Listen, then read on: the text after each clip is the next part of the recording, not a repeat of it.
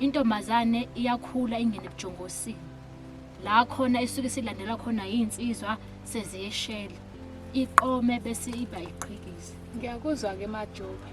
Manje kumbuzo wami uthi uma isidlulile esigabeni sokuba intombi, intshitshi, ibe iqhikiza, kufanele yini ukuthi ziphathe budlabha ubuntombi babo ibinikele ebafaneni?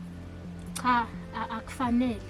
Ngoba kuyaye kushiwo kuthiwa uma umkhwenyana ezolobola kumele alobole intombazane isagcwele kuze kube kuthiwa iyahamba iyoshada. Cela ungichazele ukuthi la eziphi izigaba umuntu wesifazane adlula kuzona aze ayofika esigabeni sokuthi uyawugana.